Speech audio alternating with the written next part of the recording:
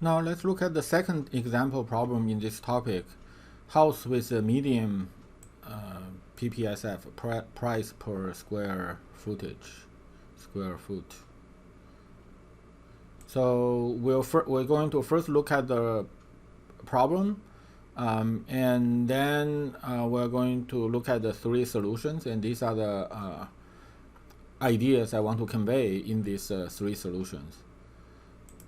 So the problem is we are given information of n houses, just like the house information in topic 1, price, number of bedroom, and square footage. And we are asked to output the information for the house which has the median price per square foot index. So the median is the middle number in a sorted list of numbers. So if you have 5 numbers, then the median is going to be the one in the middle, the third one after you sort them. So for example, in this set of 5, the median is going to be 18. There are 2 number less than it, 2 number bigger than it. If we have an even number of elements in a set, for example, if we also have a 20 in here, then the median will be 19, be the average of these two, 18 and 20. So the average of the arithmetic average of the 2 middle numbers, if the set contains an even number of elements. And median is a good representative for a set, because if we compute, say, arithmetic average in this set, it will be dominated by the biggest one. So we're going to get something bigger than 200, even though arguably 200 is not that representative for the value here. So median, in that sense, may be more representative of what is the distribution of the set. I guess in terms of income, that would be very much true. So the average income in a society with high income inequality doesn't really mean much. So median would be more indicative of the sort of the average income value. So to compute the median, then clearly we need to pretty much sort it, right? So if not sort the whole thing, we need to sort half of the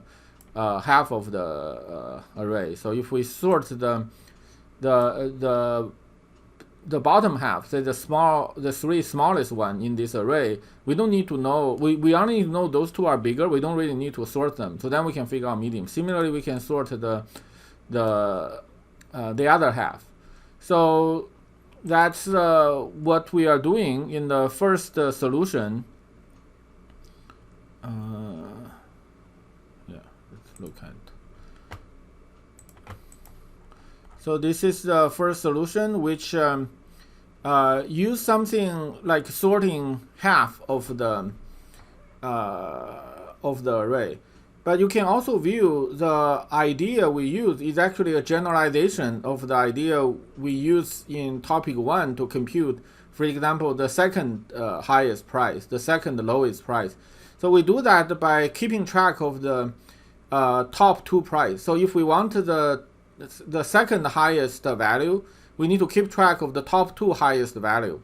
And every new value come, if it's bigger than the biggest value, we need to shift this 2 value so that the second highest value is gone, and the highest becomes the second highest. So here we are essentially doing the same, except that instead of keeping track of top 2 values, we're keeping track of top m values, where m equals m plus 1 divided by 2. And we use loop to do this shifting, but conceptually, it's actually idea is similar, and this is also the same idea used in insertion sort. So one new language feature that we are introducing is this thing called the type DEF. So what it does is it gives a name to a type. So that next time you write it, it doesn't have to be as long. So one thing that's very common in competitive programming is define a vector of int as a vi, because this is something you are going to use a lot. So making it shorter, so it's easier to type. Once we have that, we can use vi to refer to vector of int. So if we want to define a 2D array, vector and vector of int, we can use vector vi, and here we give that a name as well, call that vvi. So let's look at the main function. Yeah, so it turns out this maintaining half thing is actually a little bit tricky to do. So I actually had to spend quite a bit of time to debug my code. So I left some of the debug code in, just and this part is just for printing a vector array, so that I can look at what it is. So this is the main logic. So because n is odd, guaranteed by the problem specification, we know the medium will be m plus 1 over 2. The index actually is m minus 1, but this is we need to keep track of the top m in order to figure out the medium. So we are going to keep track of that and store that house information in a 2D array, but we're only storing the top m, the m plus 1 over 2. So each time we're going to read in a new house information, and then we compute that house information's price per square foot, and we use double for it. To ensure that the division is done in double, I first had a double value here plus this. This will convert this expression into double, and then when you divide, one of them is double, it knows the both thing need to the result will be in double. The calculation is done in double. If I don't have this, then house 0 is integer, so it'll be doing integer division. So I can either do this, or I can do 1.0 times house 0, and I can also do a type conversion here. Do something like this here.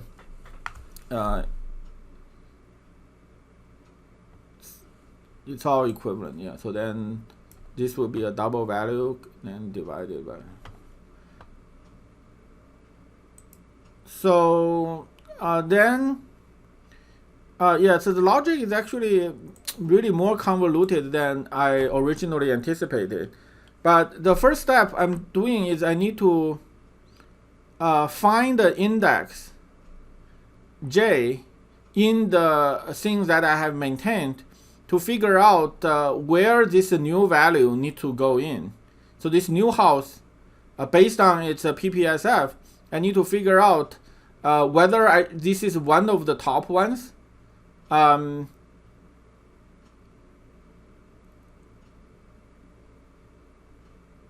Yeah, whether that's one of the top ones, and if it is, where do I insert that? So I guess the complexity is because before I reach m value, then I have to keep track of every value. So if I insert this new value, I need to shift everything back. But after I've reached m value, I don't need to keep track of everything. I can throw away the other half. So that turns out to actually complicate the code. And so anyway, so I compute this bound, which is a mean of I and m. Oh yeah, I guess also I do this in order to avoid calling this insert if necessary. So it's not totally necessary, but yeah. But yeah, just wanted to do that. Okay, so I'm trying to find index j where this house information should be inserted into the position j in the data. So I start from the beginning, and if the current house PPSF is bigger than the PPSF of the house in this in DJ, then I know the current house belong to here. Everything else need to ship later. If the current house PPSF is less than the PPSF information in the house DJ, then I need to look at the next. So this D contains the house information in decreasing PPSF. The first one I find, the new house PPSF is bigger than that.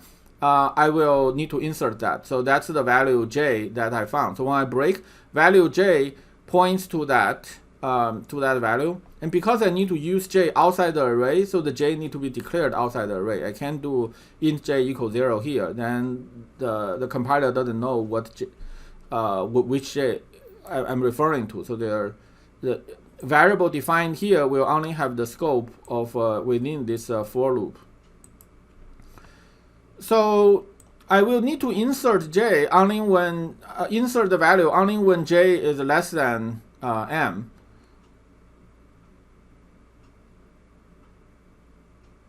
If j is bigger than m, or actually cannot never be bigger, if it equal than m, then that means I already have m houses, and the new house PPSF is less than all of them. So then I don't need to keep track of it. So so only when the index j is less than m, then I actually need to do this insertion.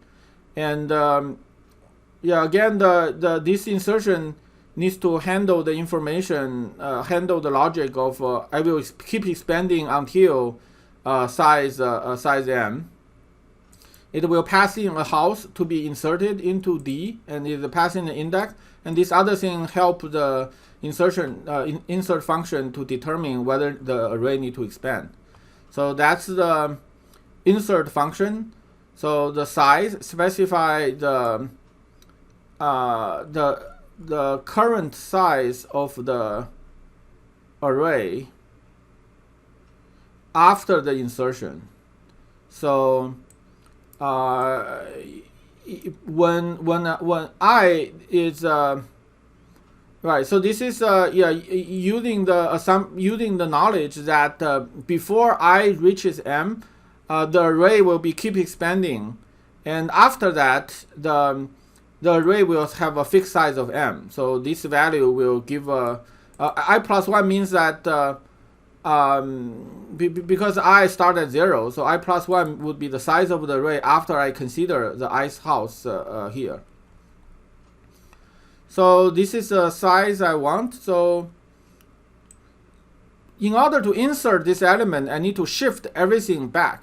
So I need to shift starting from size minus 1. I'm going to shift j minus 1 into j. So because if the array has a size, then the last index is size minus 1. So I'm looking at the last index and say this guy should take the value of the previous guy. So I'm using this assignment. There's a subtle difference if I just do dj equals dj minus 1. That having to do with so this will be in terms of correctness, this will be the same. In terms of efficiency, there will be a subtle difference, which is minor in this case because each of these dj or dj minus 1 is a three element array, so it's relatively small. But if it's a big object, then what this does is it will make a copy of this this object. So I'll be using more memory than I need. So here I just did this two direct assignment. The real correct way is to use something called a move in C++. But so you can look that up if you want to. But that is a fairly specific feature to C++, and it's can be used wrong. So that's why I'm not officially introducing that here. Okay, so this first part is shifting. So this is shifting things back, and then after this loop is done, the position's value is already moved. The position value is already moved back. So the last value of j will be pos plus 1. So then in which case we'll have d pos plus 1 equals d pos. So d pos value is already moved back. So then I can assign this vector v here to here. So that we inserted the new value v in here. So then after this loop done, we've maintained the half of the houses, and these are the houses that have the highest PPSF and in the decreasing order. So then the last one will be the medium. I just output the d n minus 1, the 3 piece of information. So that's the median, the code for the median. So this is version 1. So I'm not going to submit because they should all pass. Then there's no timeout issue here because I didn't use any very large test data.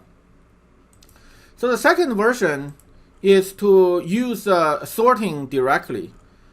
So instead of maintaining just half of the array, for coding simplicity, we can include all the data and then sort it. So we can directly sort this array. So in fact, given this array, we can directly sort it.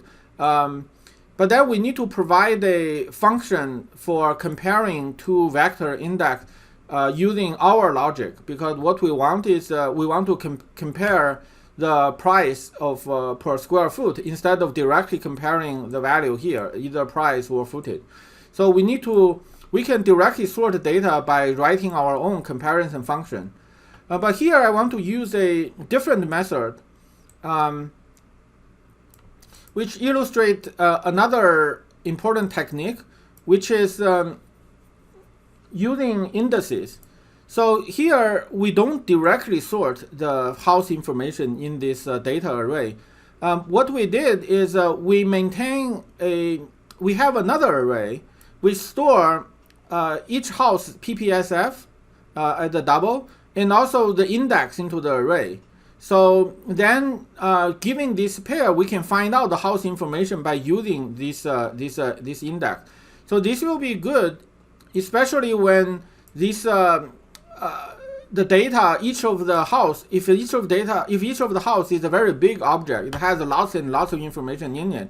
So then instead of moving it around for sorting, we can just use the index, and then we sort that, and then we can use this index to find the house we want. So here we use a new class called the pair, which stores two things, which can be either the same type or different type. Here we use them two different types. So pair of a double and an int. So the double will be the PPSF and int will be the index. So another thing I want to point out is that the space here is significant. So if you don't have space here, the compiler will complain, because when it parses this, it will see this and will interpret this as an operator. So you need a space separating these two greater than symbol. Okay, so let's look at the reading data. So we will reading the data here, and then we will create a corresponding element in this new array we call that int. So it's sort of for indices, and this initialize as the empty one, and we'll just keep adding it to the back. So each time when we add, we use this function called the make pair. It's a built-in function, STL function. You provide two arguments to it. The first one should be the same type of the first one. Yeah, these two can be different type. And for our purpose, the first one is a double, the PPSF of this house. The second one is the index I. So once we have created this int array, we're going to sort it based on PPSF. So here we write our own sorting function, and we use a new sorting algorithm called the selection sort. So new to this course. So and yeah, let's look at the sorting algorithm at the end. So after it's sorted, all the pair of PPSF and index will be sorted from PPSF from small to large. So then the middle one will be the house with the medium PPSF. So that one will have index n divided by 2. For example, if n is 5, then the index of the median will be 2, because before it we have 0, 1, after it we have 4, 5. And that pair, to access the element of the pair, we can use the first and second. So first referring to the first guy, second referring to the second guy. So the second refer to the indice value into the array of data. So after we sort it, then we get the house information. So this is the house that has the median PPSF. And to make the next line a little bit easier to write, I define a new variable and assign it to that. And here we use this reference symbol to tell the compiler, don't make a copy of this house data to put it here. Just make the answer directly point to there. So this will avoid an unnecessary copy. And the answer will, so then this will be equivalent if I just replace answer with this whole thing, with this whole thing. So I put this, use that to replace all the answer in the next line. It will be equivalent. I can get rid of this line. Okay, so let's look at the sorting logic here. So this implement was known as the selection sort. So it's another basic sorting algorithm. It's not efficient, but it's conceptually simple to understand. So the sorting algorithm works by we first select the min. So we scan through the array and find out the min, and then make sure that this min element is put in the first place of the array. So if it's already in the first, we don't do anything. If it's not, we will swap that element with the first element. And then we select the min of the rest of the array. Starting from the second guy to the end, we find out the min, and then make sure that's put in the second place, and so on. So we keep doing that. So this is the implementation. The side of the array is n. And then we only need to make sure we've selected n-2 from 0 to n-2. Basically, the first n-1 element are selected correctly. Then the only way for the biggest element to go is the last place. So for each of these, we are selecting the smallest element in the rest of the array. So we assume that the minimum element appear in I. So min index is the index of the minimum element that we are looking at. So when we start, we'll look at the minimum element over the whole array. So when we start, it means that will be 0. And then we start from 1, we scan through the rest of the array. If any array has a value that is less than the min index, then I need to set min index to be that value. So I'm comparing based on PPSF. That's what's required by this problem. So after this loop, if min index is not I, then I need to do swap. So swapping AI with a min index. And after this, the next one, I will equal to 1. I will be looking for the rest of the array for the second smallest element. So that's how selection sort works. So consider, for example, if we are sorting an array of integers, this array of integers, after the first out loop, we will select it. We will find out that the smallest guy is 1. So we need to swap 1 with 3. So then the array becomes 1, 4, 2, 3. And then the second loop will scan through this part of the array and find out 2 is the smallest. But 2 is not in the place it should be. We need to swap 2 and 4. So we have 1, 2, 4, 3. Now, then we will be scanning through this portion of the array and find out 3 is the smallest. And then we need to swap that with the 4. And then we are done. So the running time for selection sort is also quadratic. I guess I didn't finish all the comment here, which I'll finish after the video.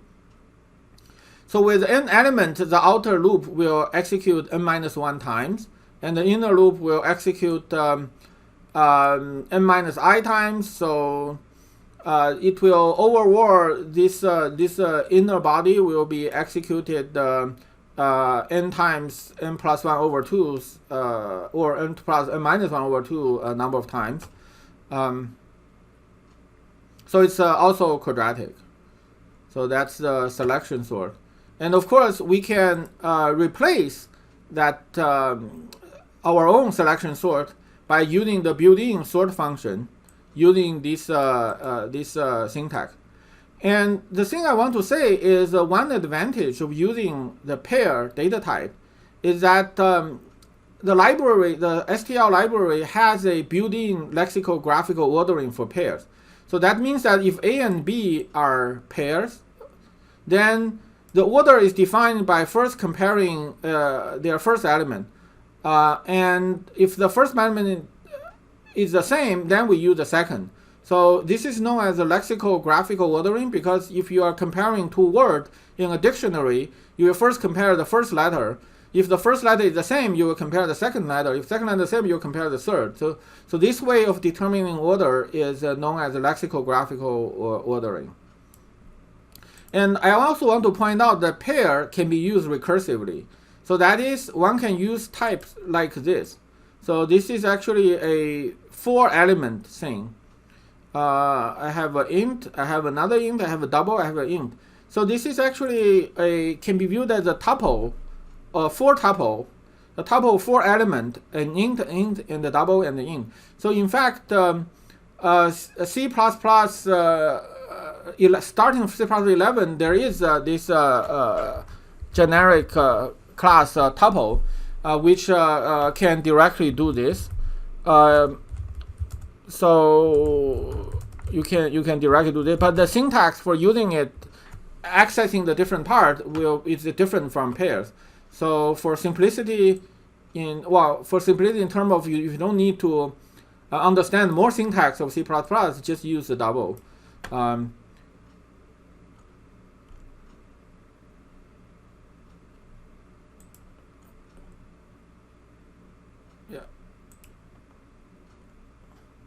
And when you use this, you can use a dot. So if you want to access the third, you can use dot second dot. It will be the first will be dot first. Second will be dot second dot first.